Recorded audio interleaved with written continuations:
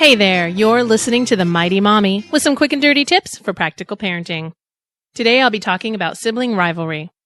Having grown up with two brothers, I'm very familiar with sibling rivalry. It's unavoidable if you have more than one child. Whether they are close in age or several years apart, your children will have disagreements. This doesn't happen simply because they are siblings. Anytime you have people living together, you can expect a difference of opinion on occasion. Children are individuals, and you cannot assume that they will all get along. You can, however, encourage them to have a good relationship that will last.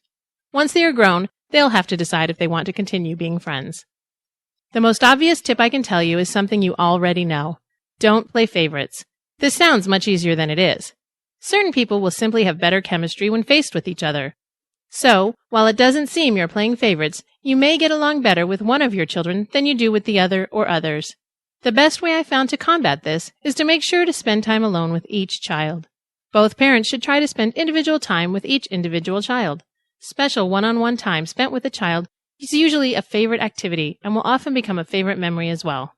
Another thing parents tend to do when you have more than one child is compare. Try to avoid making comparisons. It's not easy to hear, "Why can't you be more like your sister?" If you pit children against each other, it will lead to resentment and possible rebellion. Children have a tendency to become what they think you will expect them to become. In other words, if you're repeatedly telling a child they aren't as good as his siblings, he might stop trying. This is not always the case, but it's always better to guide with positive words. If making a comparison will help encourage the child in a positive direction, then I think that's acceptable. But be sure to use words that are not going to make one child feel inferior to another. An example of positive comparison would be, "Your sister uses the potty, and soon you will too." When it comes to helping your children get along with one another, you can do so by encouraging them at a young age to show affection and respect. My daughter takes the bus to school. Every time she gets off the bus, she gives me a great big hug. Her 2-year-old brother waits eagerly for her to finish hugging Mommy so he can receive his hug. While most days she runs right into his waiting arms, sometimes she needs a little nudge in that direction. I think it's important to remind her that he wants to give her hugs and she should comply. It's rare that she doesn't want to, and I don't force her, but it's something I hope will stay with them through the years.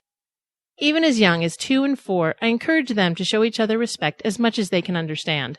This includes speaking to each other respectfully, using please and thank you, and asking each other to share toys instead of just taking the things they want. I have a friend who recently wrote a blog about offering her children incentive to get along during a vacation. I won't get into the details of what she offered the children, but she mentioned that she felt as though she'd bribed them. I didn't see it that way at all.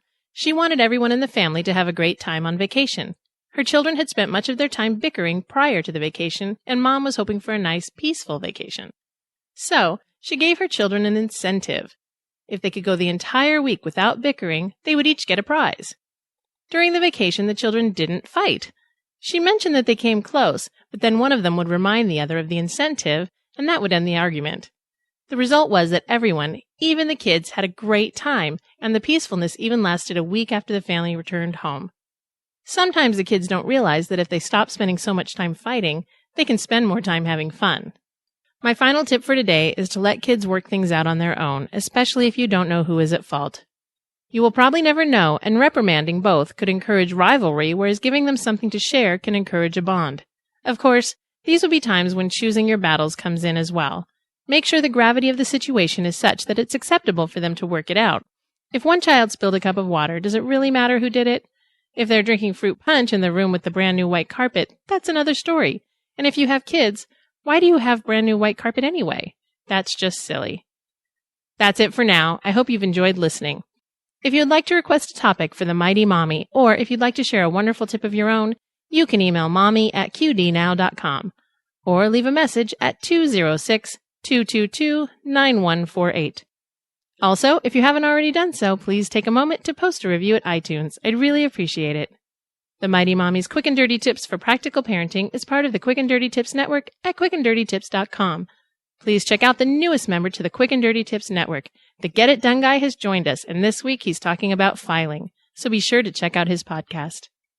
This is your friend, the Mighty Mommy, wishing you happy and fun parenting.